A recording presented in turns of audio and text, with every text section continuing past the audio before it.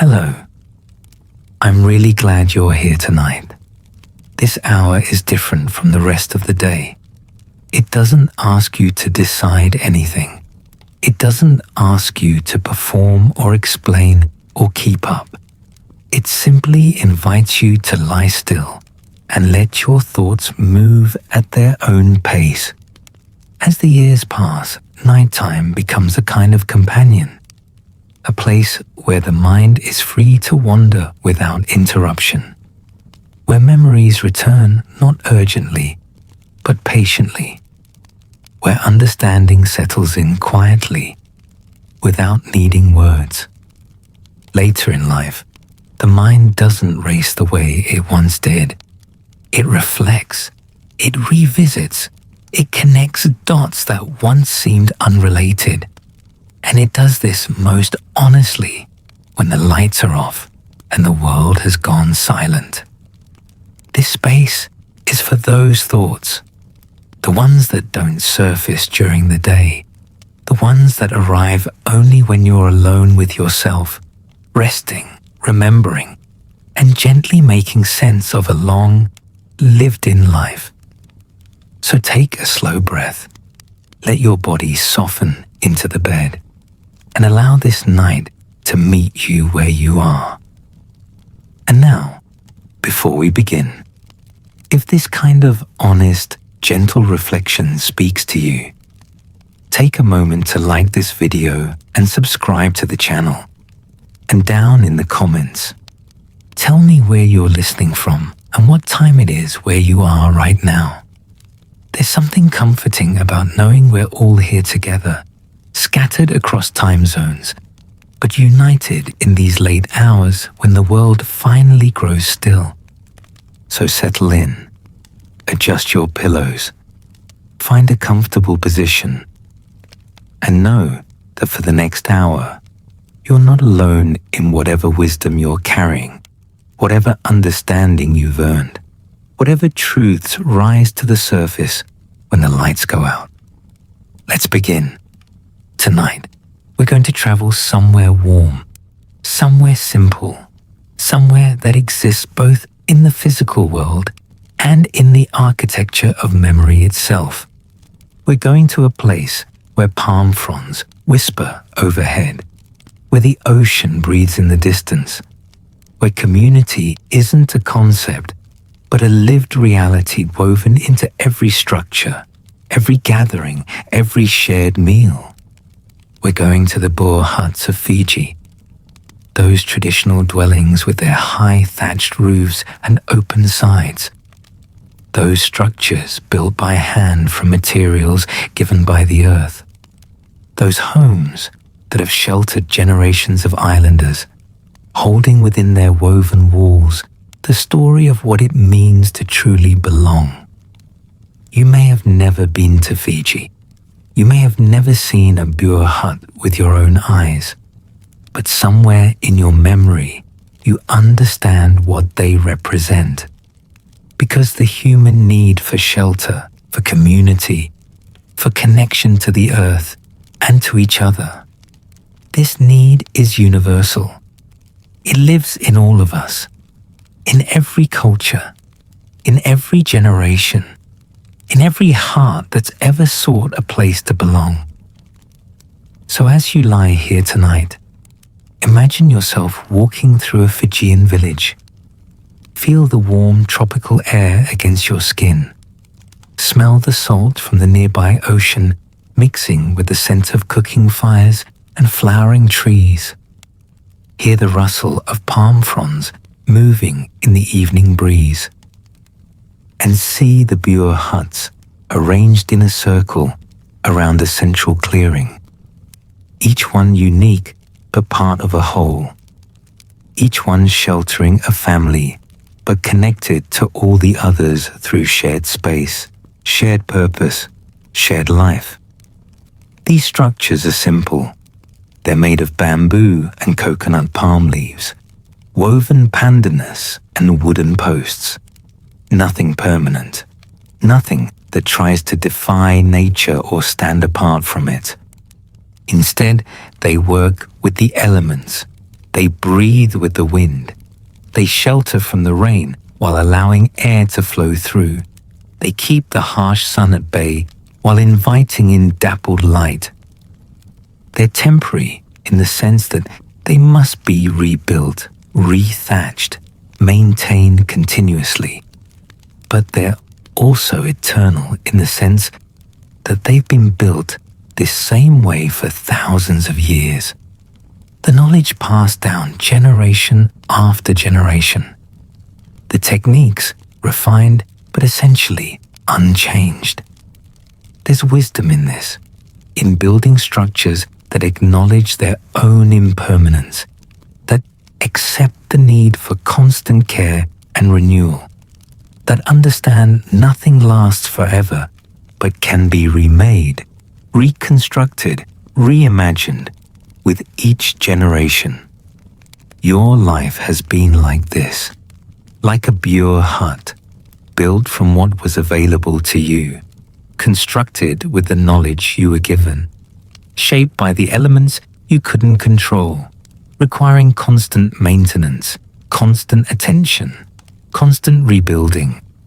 You've had to rethatch your roof many times. You've had to reinforce your walls when storms came. You've had to open your sides to let fresh air in when things became stifling. You've had to adjust your structure to accommodate new residents, new realities, new understandings of what shelter means. The Bure huts stand in community, never alone, never isolated, always in relationship with the other structures around them. The central clearing connects them all, the shared fire pit, the common gathering space, the place where everyone comes together. This is how traditional Fijian villages work. No one lives in isolation. Privacy exists, yes, within the walls of each family's bure, but isolation doesn't. Because just outside those walls, just beyond that threshold, is the whole community, immediate, present, available. You remember what this felt like, perhaps, not in Fiji, but somewhere in your own past, a time when community was closer, when neighbors knew each other, when doors were unlocked and children played between houses and everyone looked out for everyone else. Or maybe you never had that. Maybe you grew up in places where isolation was the norm, where walls were thick and doors were locked and everyone stayed separate, protected, alone. Either way, you understand the longing for it, the deep human need to be part of something larger than yourself. To know that your dwelling, your life, your existence is connected to others, that you're not floating alone in the universe, but anchored in a web of relationships and shared experience. The Bure huts teach this by their very arrangement, by their openness, by their acknowledgement that life is communal, that shelter is something created together, that safety comes not from isolation, but from connection. Think about the structures you've lived in throughout your life. The houses, apartments, rooms that have sheltered you. Each one was more than just walls and a roof. Each one held your life during a particular chapter. Each one witnessed your transformation, your first home, the one you don't remember consciously, but that shaped you nonetheless. The place where you were brought as an infant, where you learned to crawl, to walk, to speak, where your earliest sense of safety and belonging was formed or failed to form. That structure held your family in whatever configuration it existed. It witnessed your parents' relationship, good or troubled.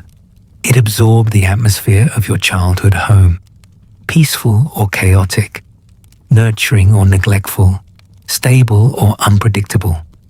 You can't remember the details, but your body remembers, your nervous system remembers. The sense of whether home was safe, whether shelter could be trusted, whether the structures around you would hold or collapse. This knowledge is stored somewhere deep in your cellular memory. Like the Bure huts, that first dwelling was built by others. You had no choice in its construction. You simply arrived into it. You inhabited a structure created before you, for you, by people who may or may not have known how to build something that would truly shelter a child's vulnerable heart. Some of you arrived into Bure-like homes, open, communal, connected, where grandparents and aunts and uncles and cousins all lived close, where you were raised not just by parents, but by a whole village of care, where you learned early that you belonged to something larger than your nuclear family. Others arrived into isolated structures, closed off, separate, where your family existed behind walls that kept everyone else out, where community was something you visited occasionally, but never fully inhabited, where belonging meant only to this small unit, these few people, this limited circle. Both shaped you, both taught you what home means, both informed how you've built your own structures throughout your life.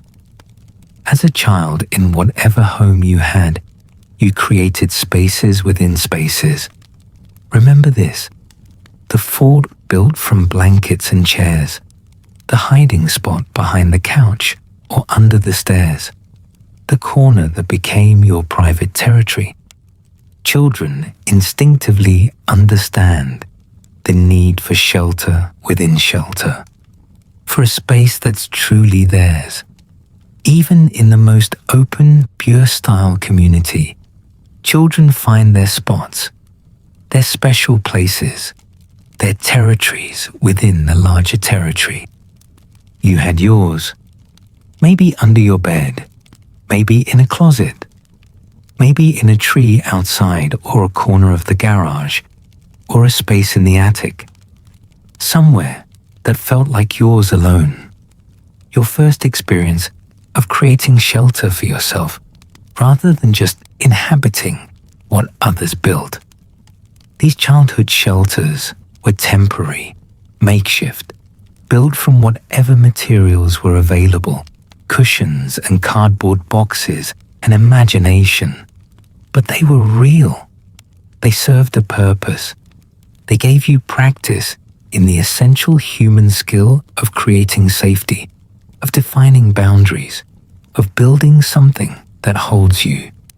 The Bure huts honor this, their simple construction from available materials, their acknowledgement that shelter doesn't require permanence or expense or sophistication, just intention, just care, just the act of arranging what you have into something that protects and holds.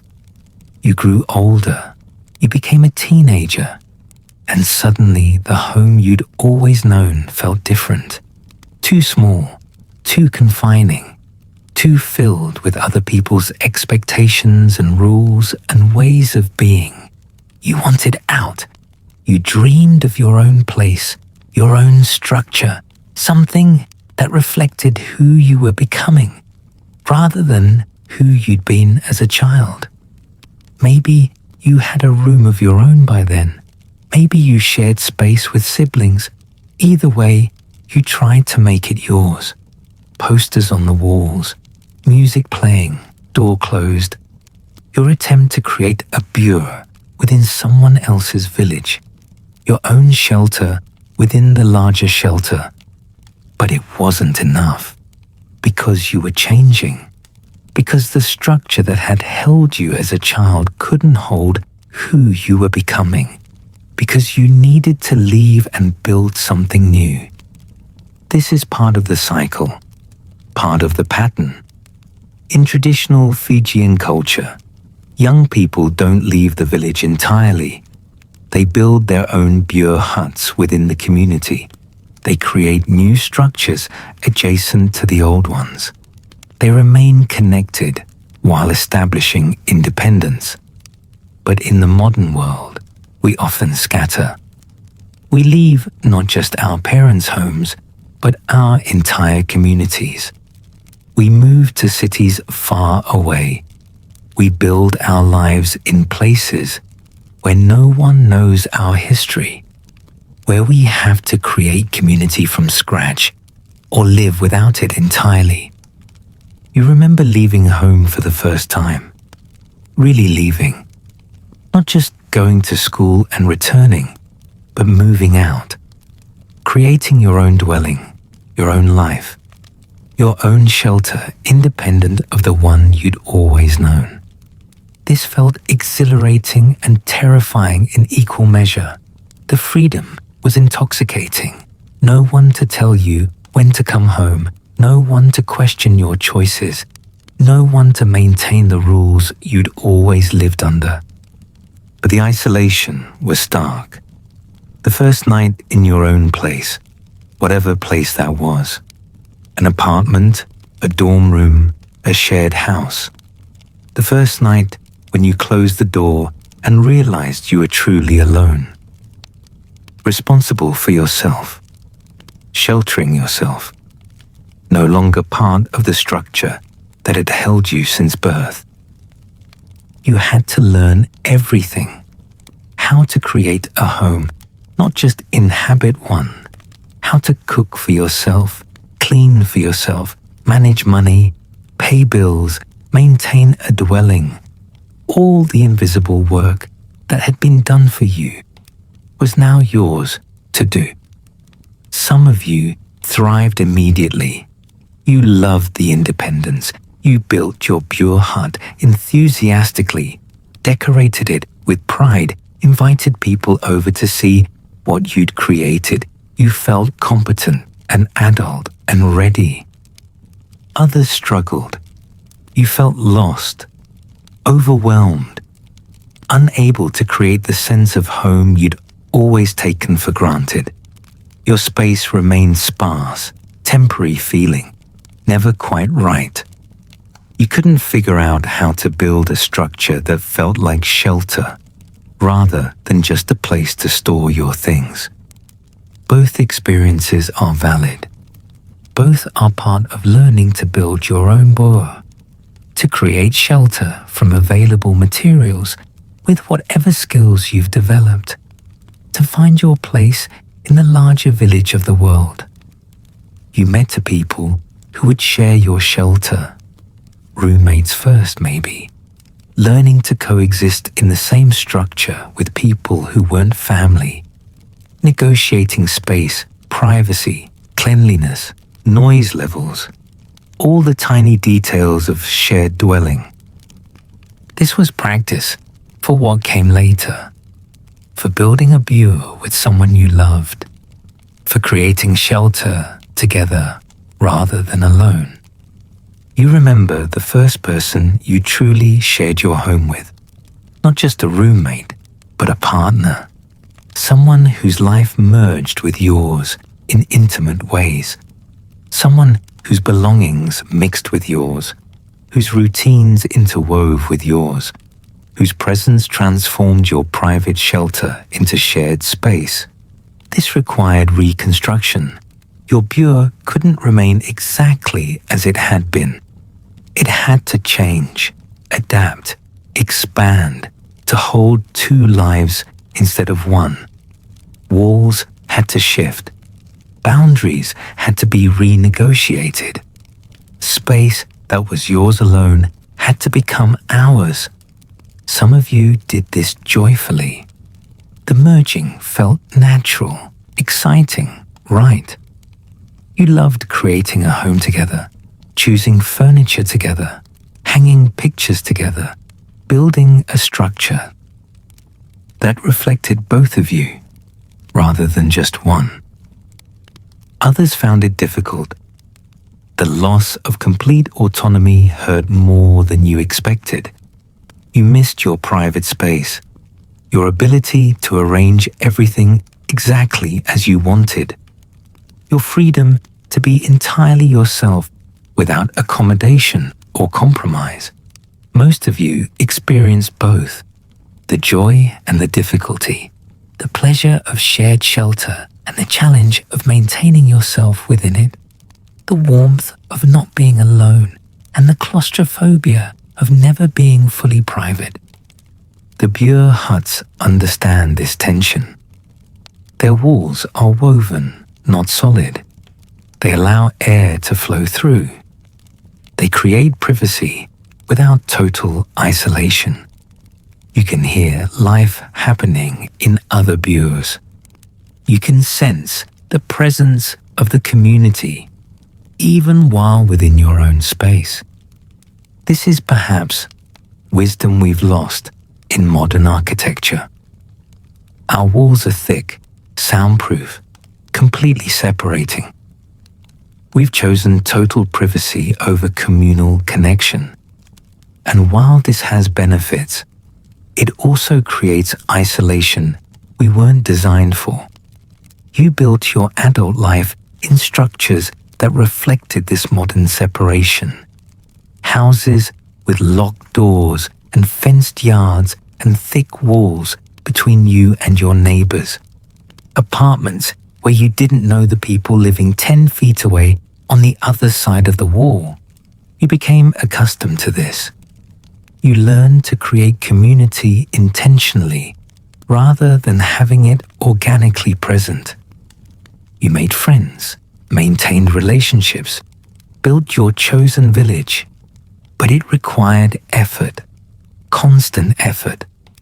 Unlike the Bure village, where community is simply there, built into the very structure of how people live. Sometimes you missed the easier way, the organic way, the way community happens when structures are arranged to facilitate it rather than prevent it. When the central clearing is right there and everyone naturally gathers. When isolation requires effort rather than connection requiring effort. You became a parent if you had children, and suddenly your bure had to expand again, had to reconstruct entirely to hold new life, new needs, new vulnerability. The structure that worked for two adults couldn't work for a family. Everything changed. The sleeping arrangements, the safety considerations, the way space was organized and used and thought about.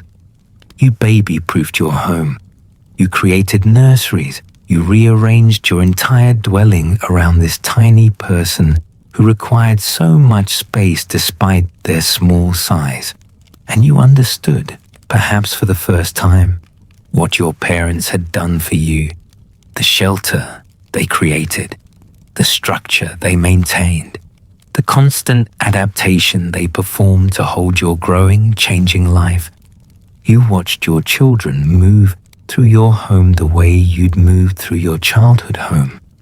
You saw them create hiding places, build forts, claim territories.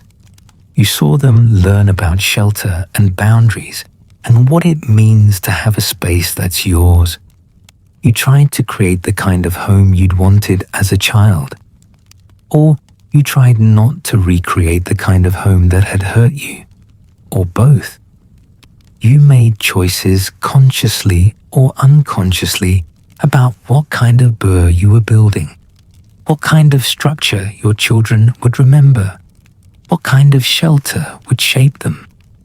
In Fijian villages, children are raised communally. Yes, they sleep in their family's bure, but during the day, they're everyone's responsibility. Every adult looks out for every child. Teaching happens everywhere. Care is distributed across the whole community. You probably didn't have this. You probably carried the weight of parenting more alone than humans are designed to carry it. Yes, you might have had help. Partners, grandparents, friends, babysitters. But the primary responsibility was yours. The structure was your family's alone to maintain. This is exhausting. Raising children within isolated structures, without the natural support of a village, without the organic distribution of care that happens when many families live in close, open proximity. You did your best. You sought out community, play groups, schools, churches, neighborhoods where other families gathered.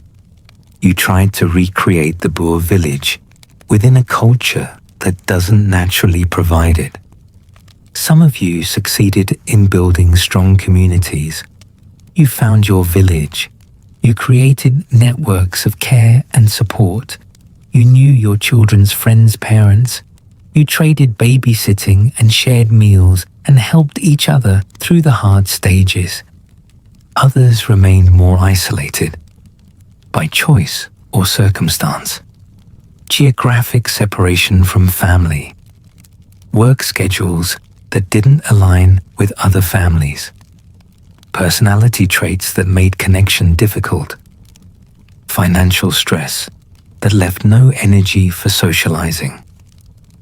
Whatever the reasons, you parented within structures that felt too separate, too alone, too unsupported. Both experiences leave marks. Both shape how you think about home, community, shelter, belonging. Both inform what you now understand about the human need for connection and the modern challenge of finding it. Your children grew. Your Bure evolved with them. The nursery became a child's room, became a teenager's space. The toys were replaced with electronics. The decorations changed from cartoon characters to band posters to something more mature. You watched them begin to strain against the structure you'd built, the same way you had strained against your parents' structure. They wanted out, wanted their own space, wanted to build their own Bures far from yours. This hurt, even though you'd done it yourself. Even though you knew it was necessary, even though you wanted them to become independent. It still hurt when they left, when they took their energy and presence and life out of the structure you'd maintained for them. Your Bure became quieter, emptier. The rooms that had been full of their things sat vacant. You had to reconstruct again. Had to figure out what your shelter was for when it was no longer primarily about holding and raising children. Some of you celebrated this, the freedom to reclaim space, to make your home yours again, to not have to accommodate anyone else's needs or noise or mess. You built a new kind of Bure, one designed for this phase of life. Others grieved deeply. The empty rooms felt like accusations. The silence felt oppressive. You didn't know how to inhabit a structure that no longer needed to hold the function it had held for decades. Many of you experienced both simultaneously: relief and grief, freedom and loss, excitement for new possibilities, and sadness for what was ending. The Bure villages have watched this cycle play out for generations. Young people building new structures, families growing within them, children eventually building their own Bures nearby. The village expanding, contracting, evolving, while maintaining its essential shape.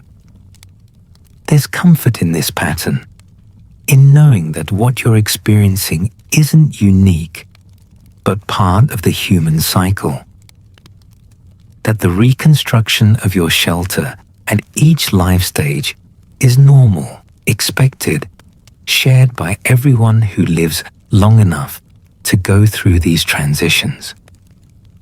You've lived in many structures over your lifetime. Different houses, different apartments, different cities. Each one held a version of you. Each one witnessed particular chapters of your life. Each one became part of your history. Some you left willingly, eagerly, moving towards something better, upgrading to more space or a better location, or a more suitable structure for your current life stage. These departures felt good, progressive, part of moving forward.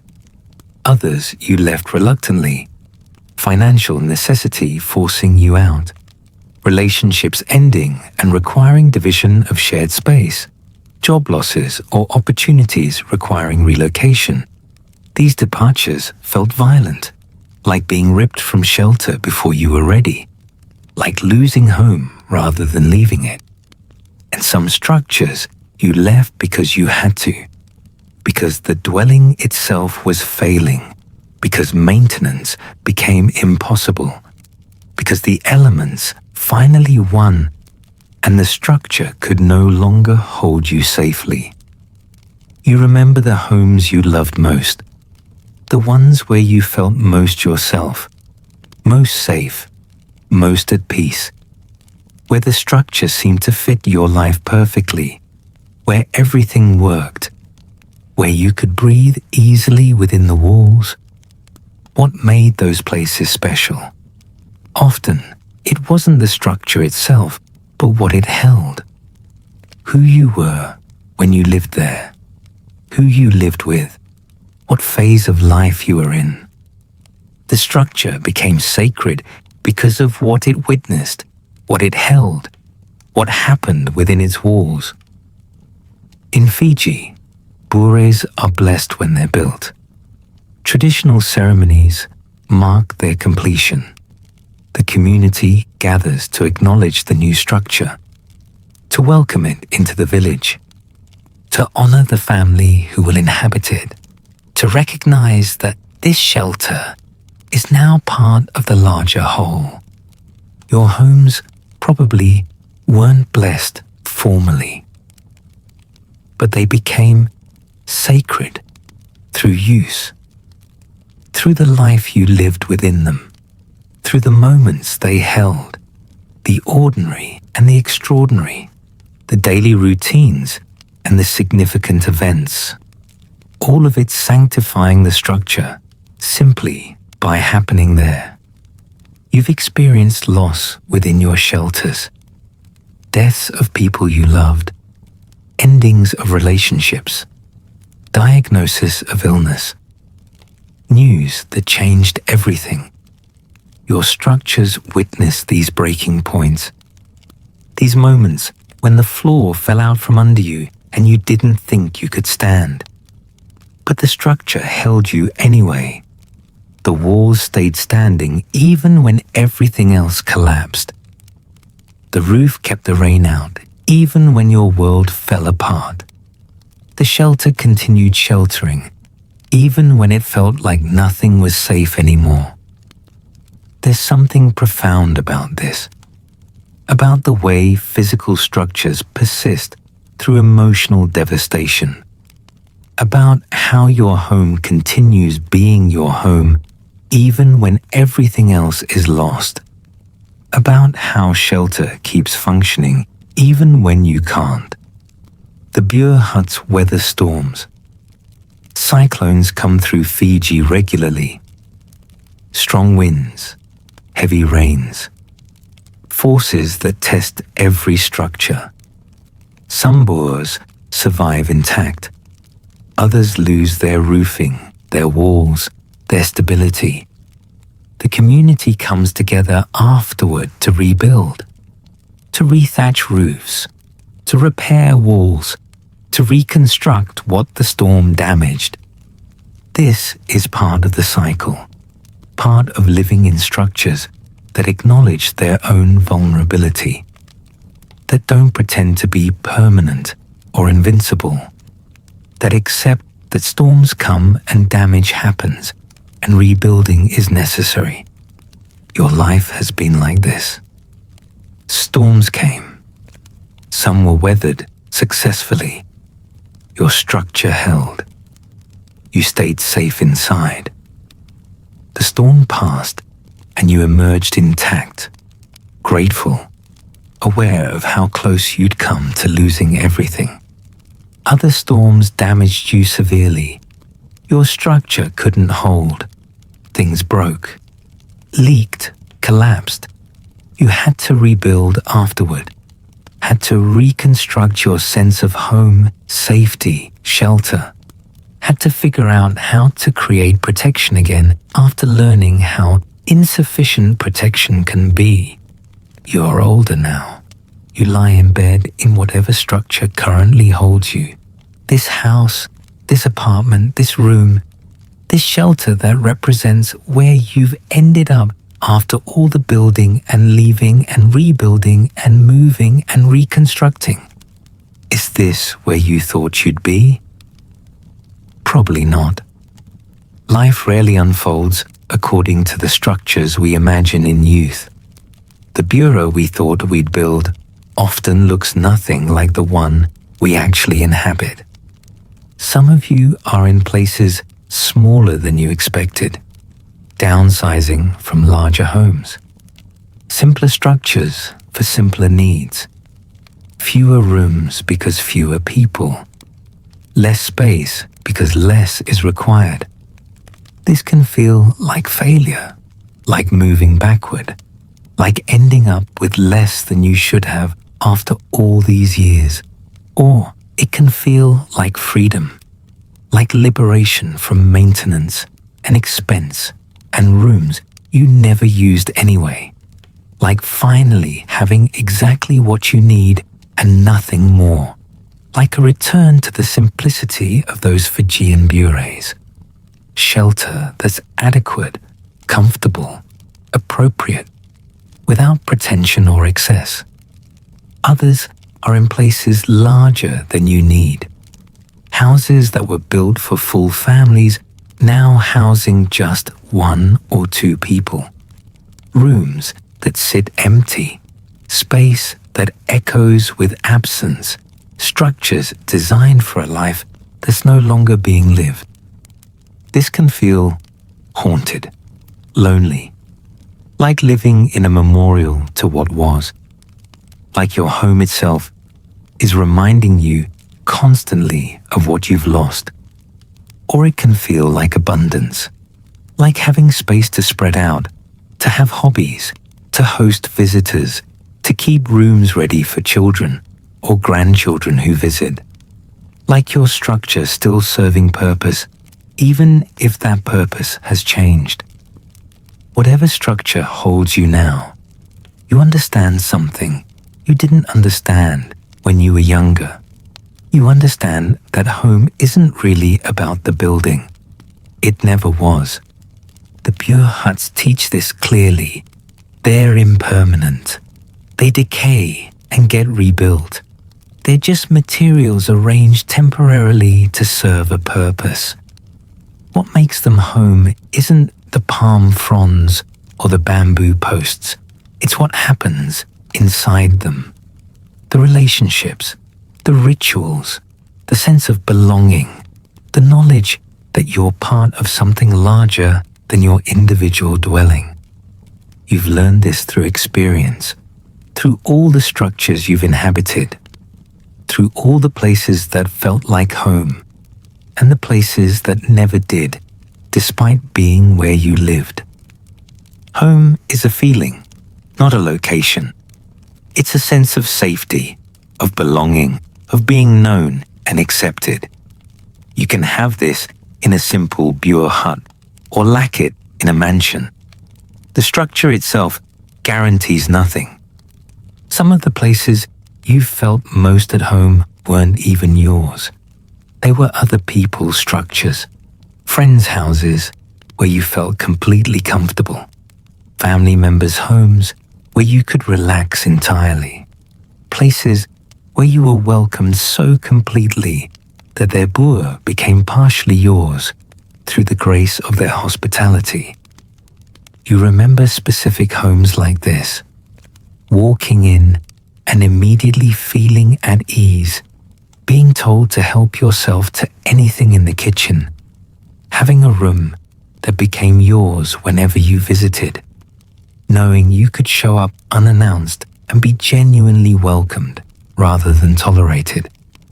These experiences taught you what the Bure villages understand inherently, that shelter is meant to be shared, that true wealth isn't in having the best structure, but in being part of a community of structures, that your home is enriched by being open to others and by having access to others' spaces. In traditional Fijian culture, hospitality is sacred. Visitors are welcomed with elaborate ceremonies. Once you're welcomed into a village, into someone's bure, you're protected. You're part of the community temporarily.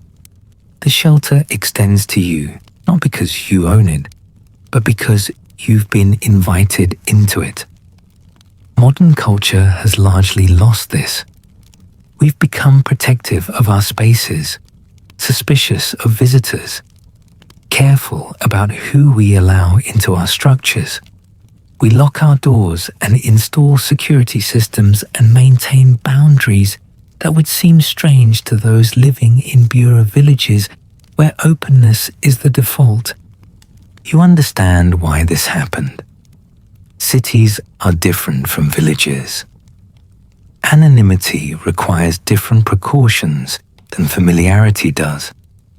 You can't leave your door unlocked when you don't know everyone who might walk past.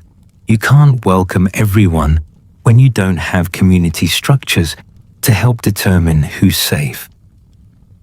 But something was lost. Something about ease and trust and the natural flow of human connection. Something about shelter being communal rather than private. Something about your home being a node in a network rather than an isolated fortress. You've tried to maintain some of that openness despite living in cultures that don't support it.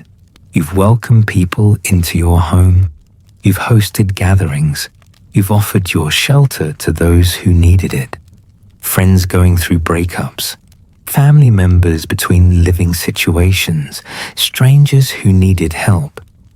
Each time you opened your structure to someone else, you participated in the ancient pattern, the Bure village pattern, the understanding that shelter is something we provide for each other, that your walls should be permeable enough to allow life to flow through them.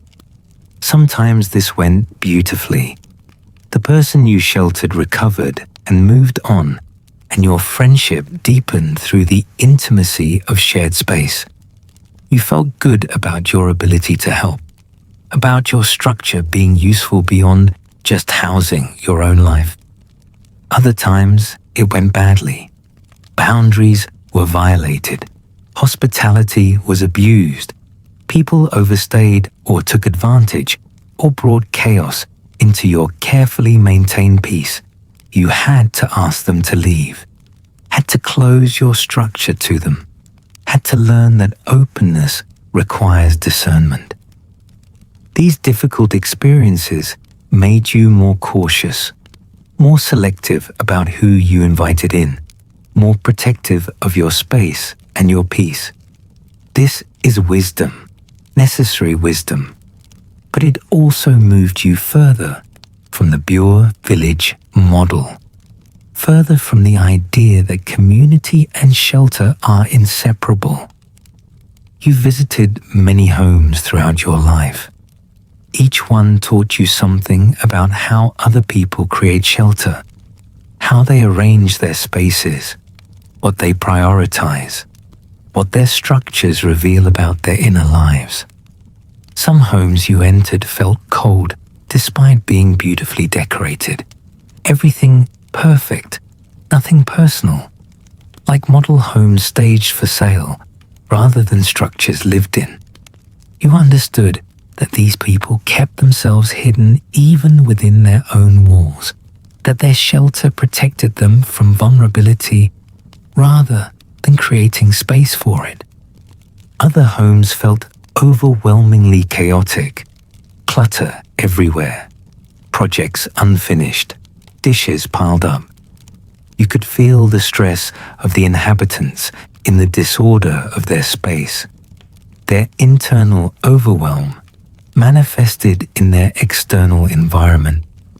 Their inability to maintain their structure reflected their inability to maintain themselves. Some homes felt sacred the moment you entered. Calm, intentional, arranged with care, not expensive necessarily. Sometimes quite humble, but tended lovingly. Every object placed with thought, every room serving its purpose. These homes belonged to people who understood shelter, who honored their structures by keeping them functional and beautiful and alive. You learned from all of these. You incorporated what resonated and rejected what didn't.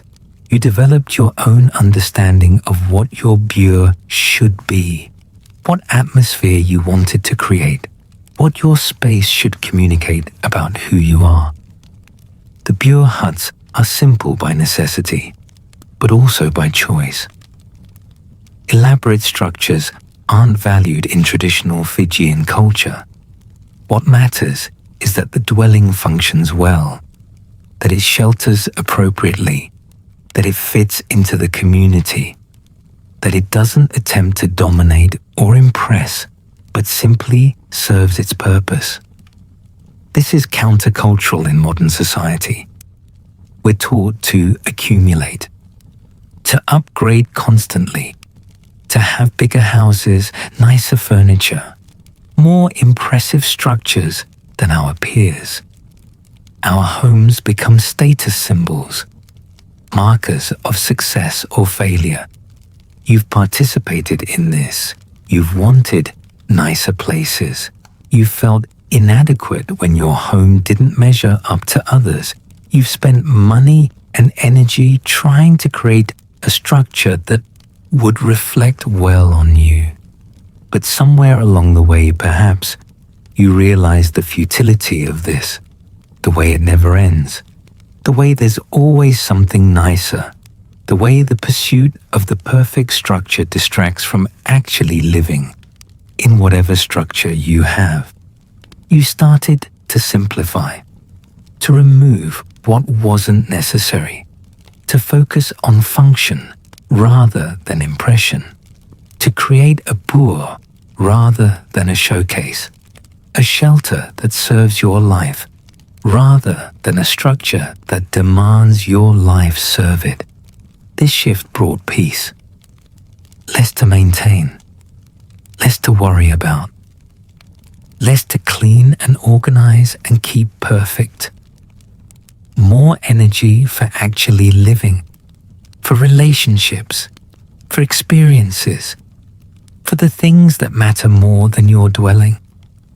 You look around your current space now, in your mind's eye, the room you're lying in, the structure that currently holds you. What would it look like if you stripped it down to bure essentials? Just what's necessary for shelter, comfort, and community. Probably much simpler than it currently is. Fewer possessions, less furniture, more space, more breath. The clutter that accumulates over years of living, much of it could go. Much of it serves no purpose except to require your attention and energy. This isn't about deprivation. The bure huts aren't sparse because the people who live in them don't want more. They're simple because simplicity serves life better than complexity. Because maintaining elaborate structures takes energy away from living fully. Because what matters isn't contained in objects, but in relationships and experiences and presence. You've had moments of understanding this clearly, usually when traveling, when living out of a suitcase for days or weeks and realizing how little you actually need. How much you normally carry is just weight. How freedom comes from letting go of things, not from accumulating them. You've thought about downsizing more radically, about creating a more Bure-like existence, about releasing most of what you own and living simply, lightly, with just essentials. Some of you have done this. Sold the big house, moved to a small apartment or tiny home, stripped your life down to what fits in a much smaller structure. This terrified you before you did it. All those things, all those possessions you'd accumulated over decades. How could you let them go? What if you needed them? What if releasing them meant erasing parts of your history? But once you did it, once you actually released most of it, you felt lighter, freer, like you'd been carrying unnecessary weight and finally set it down. Like your structure could breathe again now that it wasn't stuffed full of things that didn't matter. Others haven't downsized. You're still in large structures filled with accumulated possessions. Maybe because you can't bear to let go. Maybe because family still needs the space. Maybe because sorting through decades of stuff feels overwhelming. Maybe because your things feel like they're holding your memories and releasing them would mean losing parts of yourself. This is valid too. There's no one right way to create shelter, no perfect model. The Bure villages work for their context. Your dwelling works for yours. What matters is that your structure serves your life rather than burdening it. You think about impermanence now, in ways you didn't when you were younger. You understand that every structure is temporary, that you're just passing through, that one day you'll leave this dwelling like you've left all the others. But this leaving will be final. You'll die in some structure, maybe the one you're in now, maybe a different one, maybe one you haven't seen yet. Hospital rooms, care facilities, hospice settings, or your own bed if you're lucky. But somewhere, in some shelter, your life will end. This isn't morbid, it's just true. And thinking about it now, in the quiet of night, helps you hold your current dwelling more lightly, helps you appreciate it without clinging to it, helps you understand that shelter is always temporary, that we borrow these spaces for a while, and then release them to whoever comes next. The Bure huts are rebuilt regularly. When someone dies, their bure might be dismantled and reconstructed for someone else. The same materials used again, the same space in the village circle, occupied by a new family. Life continuing. The pattern persisting even as individual inhabitants change. Your structure will be inhabited by someone else after you're gone. Someone will live in these rooms, sleep in this bedroom, look out these windows. They'll make it theirs. They'll rearrange everything. They'll paint over your colors and remove your modifications and create their own version of home in this space. This is how it should be. This is the pattern. We inhabit structures temporarily. We make them ours for a season. Then we release them and they become someone else's. The shelter continues serving its purpose, even as the people change. You've done this already. You've moved into homes that other people created. You've inherited their paint colors and their landscaping choices and their repairs and modifications. You've lived inside structures that held other people's lives before yours. You've benefited from their work, even as you changed everything to suit yourself. Understanding this helps you release your grip, helps you see that your relationship with your dwelling is temporary by nature, that maintaining it matters, but not because it's permanent, because it serves you now, because it shelters you currently, because it's your bure for this moment in time. You've thought about what happens to your things when you die. Who will sort through them? What will be kept and what discarded? Whether anything you've accumulated will matter to anyone after you're gone. This can feel depressing. A life reduced to boxes of stuff that no one wants. But the Bure Huts reframe this. They suggest that what you leave behind isn't supposed to be impressive accumulations. It's supposed to be well-maintained shelter that served its purpose. It's supposed to be your participation in the community, your contribution to the pattern, your time spent in the circle of bureaus, connected to others, part of the whole. Your legacy isn't your structure.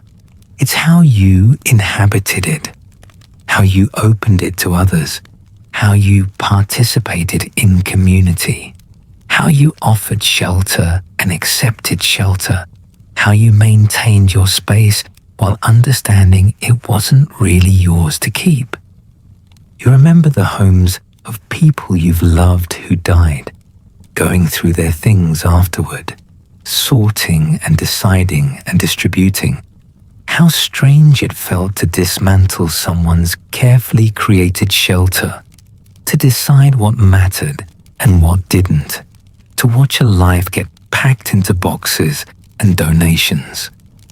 This taught you something about what actually matters, about how little of what we think is important really is, about how the structure and stuff are just containers for what's truly valuable, which is the person themselves, the relationships they built, the love they gave and received.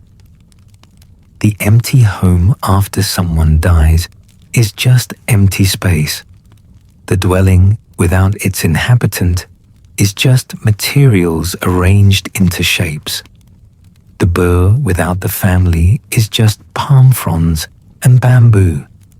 What made it matter was who lived there, what happened inside, the life that animated the structure. You carry those people with you now. The ones who've died, the ones whose bures have been dismantled or inhabited by others. They live in your memory, in your heart, in the ways they shaped you. Their physical structures are gone or changed, but what they created within those structures remains. This is the real inheritance, not houses or furniture or possessions, but ways of being, approaches to hospitality, understanding of community, models of how to create shelter. These pass down generation to generation, regardless of physical structures. You learned how to make a home from someone. Maybe your mother, showing you how to create warmth and welcome. Maybe your grandmother, demonstrating hospitality. Maybe a friend, modeling how to live simply and beautifully. Maybe a partner, teaching you that shelter is something built together. These lessons are your true inheritance, more valuable than any structure, more lasting than any dwelling. You carry them with you, regardless of where you live. They inform how you create shelter wherever you are, and you've passed them on, whether you realize it or not. Your children watched how you maintained your home. Friends learned from your hospitality. People you welcomed learned what it feels like to be truly sheltered. The pattern continues through you. In Fijian culture, knowledge about building bures passes from generation to generation. Elders teach younger people the techniques, the wisdom of which materials to use, how to weave palm fronds tightly enough to shed rain, how to position the structure to catch breeze while avoiding the worst of storms, how to create shelter that works with the environment rather than fighting it. This knowledge is practical, but also sacred. It's about maintaining the pattern, ensuring the village can continue, making certain that the next generation knows how to create shelter for themselves and their families and their community. You have knowledge like this about creating home, about maintaining shelter, about what actually matters in the structures we inhabit. This wisdom came from experience, from building and maintaining and losing and rebuilding, from all the dwellings you've inhabited and all the lessons they taught. Who will you pass this to? Who will receive your understanding about shelter?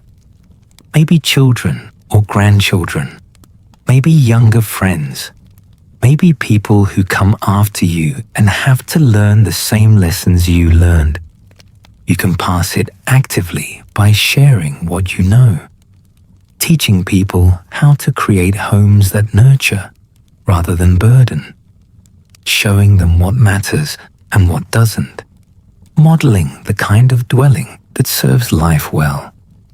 Or you can pass it simply by living it, by creating shelter that demonstrates wisdom, by being the kind of person whose home welcomes and nurtures, by participating in community in ways that show what's possible, by being a Bure in the village that others can learn from just by witnessing.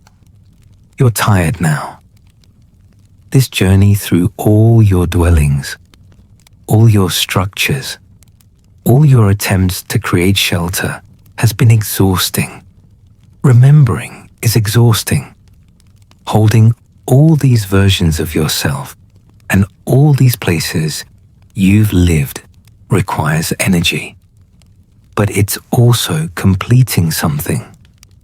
This review of your life as it's been lived in structures, this understanding that every Bure you've inhabited has been part of a pattern, that your shelters have held your transformations, that your dwellings have been witnesses to your life, even as you've been their temporary inhabitant. The room you're in now feels different after this reflection.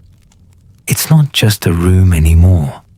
It's part of your story, part of the long chain of shelters that have held you throughout your life. It connects backward to every previous dwelling and forward to whatever comes next. You can rest here.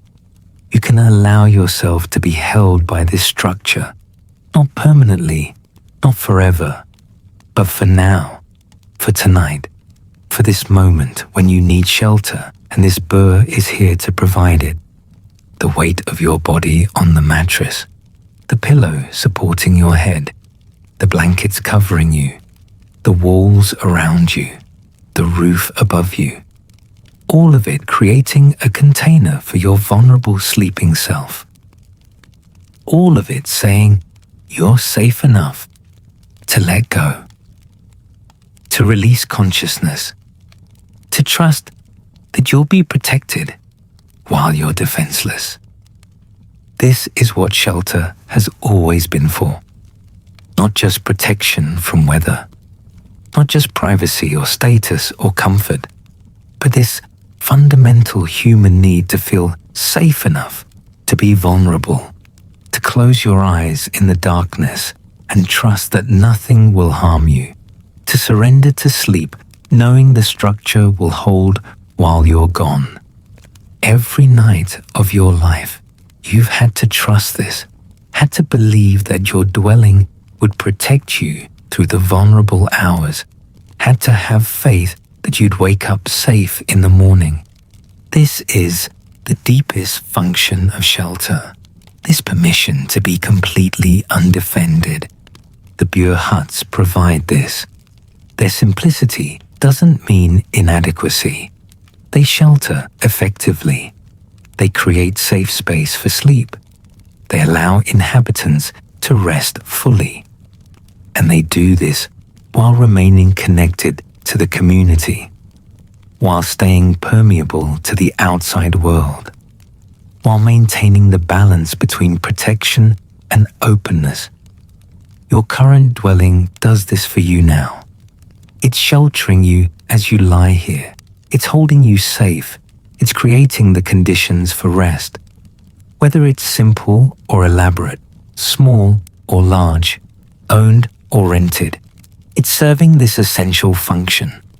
It's being your bure, your shelter, your temporary home in the village of the world. You can release your concerns about whether it's enough, whether it's the right structure, whether you should have ended up somewhere else. It's enough because it's sheltering you now. It's as right because it's as where you are. It's as your place in the village at this moment in time. The pattern continues. The cycle persists. People build bures and inhabit them and maintain them and eventually leave them. New people build new structures or move into old ones. The village evolves, but its essential shape remains. Community continues. Shelter continues. The human need for both protection and connection continues being met in the space where dwellings meet. You're part of this pattern. You always have been. From the first home you were brought to as an infant to the structure you're lying in tonight, you've participated in the ancient cycle. You've inhabited shelter. You've created shelter. You've shared shelter. You've maintained your place in the village however you could. This matters. Your participation matters. Your dwelling matters not because it's impressive, but because it's yours. Because it holds your life. Because it's part of the larger whole. Because it's one bure among many. All of them together creating the village. Tomorrow, you'll wake up in this structure.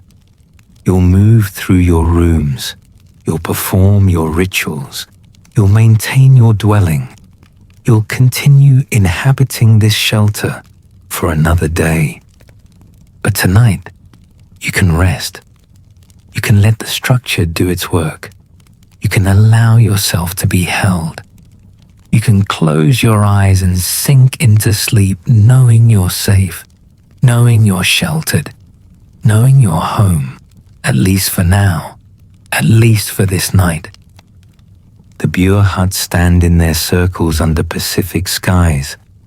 Families sleep inside them. Children dream. Adults rest. Elders breathe slowly in the darkness. The community continues even in sleep, even in the private vulnerability of night. The village persists. The pattern holds. And you're part of this, even though you're thousands of miles from any actual bure. Even though you've never visited Fiji. Even though your structure looks nothing like a palm-thatched hut. Because the need for shelter is universal. The need for community is universal. The pattern of building and inhabiting and maintaining and eventually leaving is universal. You understand this now. Lying here, in this bed, in this room, in this structure, you understand that you've always been building and inhabiting your version of a bure. your version of shelter, your attempt to create safety and belonging and connection in the limited ways available to you. You've done well. Whatever you think about your dwellings, whatever regrets you carry about homes you've lost, or choices you've made, or ways you've failed to create the shelter you imagined, you've done well. You've participated. You've tried. You've built your bureaus as best you could with the materials and knowledge you had. This is enough. This has always been enough. You are enough. Your shelter is enough. Your place in the village is enough. You belong to the pattern. You're part of the cycle. You're one dwelling among many, all of us together, creating community through our individual attempts to find home. Rest now. Let the bure hold you. Let the structure shelter you. Let the pattern continue through your sleeping body. Let yourself be part of something larger than your individual dwelling. Part of the human family seeking shelter. Part of the village of souls, all looking for safety and belonging and connection. Your bure is built. Your place is prepared. Your shelter is ready. You can release everything now. All the building and maintaining and worrying about structures, all the attempts to create perfect homes, all the grief over dwellings lost, all of it can rest tonight. You're here. You're sheltered. You're home. That's all that matters. That's all that's ever mattered. Not the sophistication of the structure, but the simple fact of having one. Not the permanence of the dwelling, but the present moment of being held by it. Not the impression it makes, but the function it serves. The fires die down in the village clearing. The last conversations quiet. People retreat to their bures. They pull their woven mats close. They settle their children. They close their eyes. The village sleeps. The community rests. The pattern continues into darkness. And you rest too. In your bure. In your shelter. In your temporary dwelling that's somehow eternal because it's part of the endless cycle. In your place in the village of the world. In your structure that connects backward to every previous home and forward to whatever comes next. The fires die down, the stories settle, and the world grows still. Let your thoughts drift away like embers on the wind. Good night. You've journeyed far through time tonight. Now it's time to journey into dreams. Close your eyes, breathe, and let sleep find you.